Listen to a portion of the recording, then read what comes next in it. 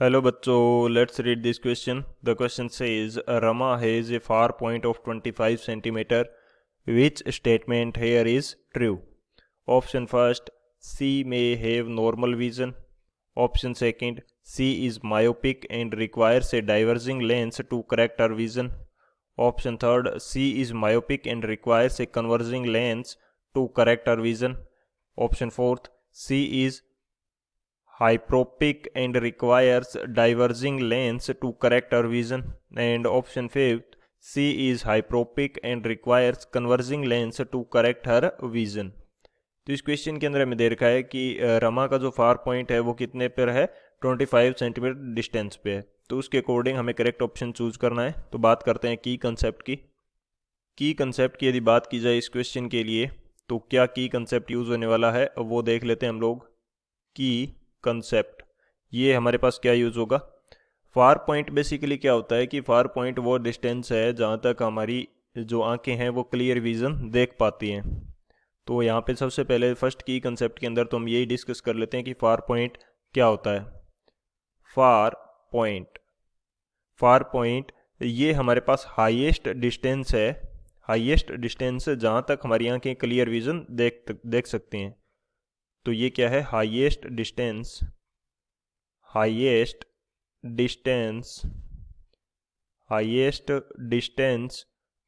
To which vision is clear. जिस highest distance तक हमारे पास विजन क्लियर है वो क्या हो जाएगा, फार पॉइंट हो जाता है। बेसिकली नॉर्मल आई के लिए जो फार पॉइंट की डिस्टेंस होती है वो इनफाइनाइट होती है। ये क्या होती है, डिस्टेंस क्या होती है नॉर्मल आई के लिए, इनफाइनाइट। सेकंड हमारे पास क्या है, सेकंड हम बात कर लेते हैं कि नियर पॉइंट क्या होता है। नियर पॉइंट ये हमारे पास वो पॉइंट है, पास का वो नियर का वो पॉइंट है जहाँ तक हमारे पास क्या होती है कि इमेज जो है क्लियर बन जाती है या विजन हमारा क्लियर रहता है। ये हमारे पास क्या होती है, nearest point of clear vision. ये क्या होता है, नियरेस्ट, इसको थोड़ा सा सही कर लेते हैं, nearest distance of clear vision होती है ये हमारे पास, nearest distance of clear vision.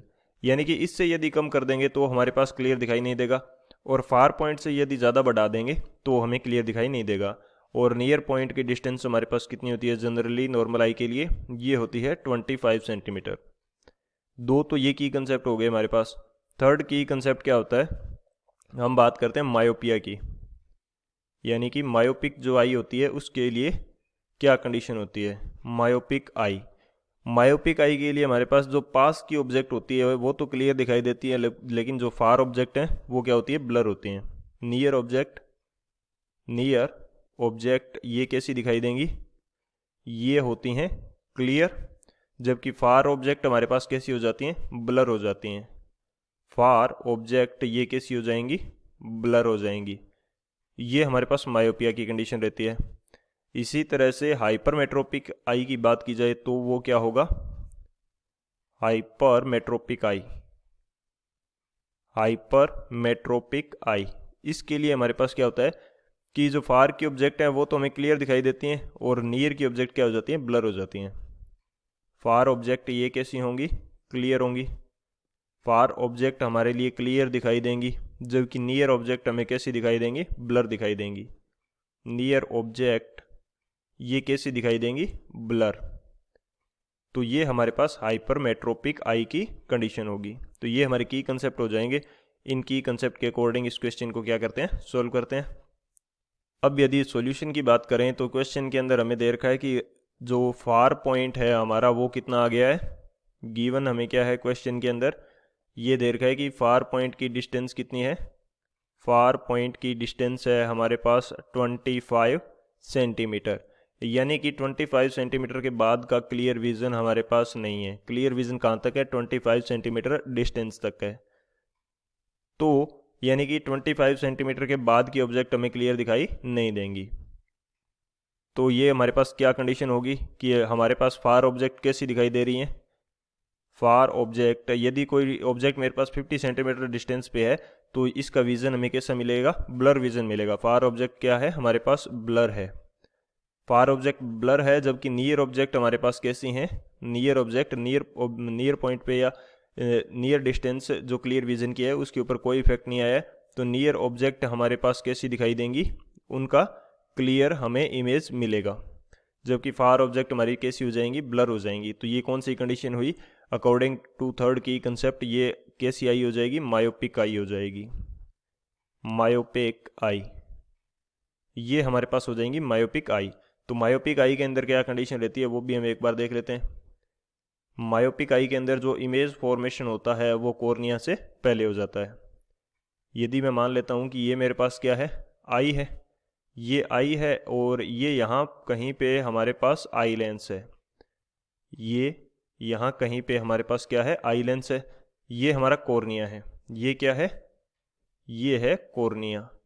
अब यदि इमेज आ रही है, सॉरी लाइट रेज आ रही है हमारे पास कोई डिस्टेंस ऑब्जेक्ट से, तो उनकी इमेज कहाँ पे बन जाएगी, इनकी इमेज हमारे पास कॉर्निया से पहले बन जाती है, कॉर्निया से पहले यहाँ पे इमेज बन जाएगी। तो ये कैसी कंडीशन होगी, ये होगी myopic eye, myopic eye. Myopic eye का मीनिंग है कि हमारे पास जो लेंस है, आई लेंस, उसकी कन्वर्जिंग पावर क्या हो गई है, इंक्रीज हो गई है, converging power of eye lens, converging power of eye lens is increased, ये क्या हो गई है, इंक्रीज हो गई है। तो इसको करेक्ट करने के लिए हमें क्या चाहिए, हम एक डाइवर्जिंग लेंस का उपयोग करेंगे जो क्या करेगा, लाइट रेज को डाइवर्ज कर देगा, और उनके बाद में जब ये डाइवर्ज्ड लाइट रेज इस आई लेंस के ऊपर इंसिडेंट होंगी तो इनकी इमेज कहाँ पे बन जाएगी, कॉर्निया के ऊपर बन जाएगी। तो ये किस प्रकार से होगा, ये मैं मान लेता हूँ कि मेरी आई है, यहाँ पे हमारे पास क्या है, आई लेंस है, ये हमारे पास आई लेंस हो गया। अब हमें आई लेंस से पहले क्या यूज़ करना है, एक डाइवर्जिंग लेंस हमें यूज़ करना है, ये हमारे पास डाइवर्जिंग लेंस हो गया, ये हमने यूज़ कर लिया। चलो इसको थोड़ा सा पास में बना लेते हैं ताकि हमें क्लियरली ये समझ में आ सके।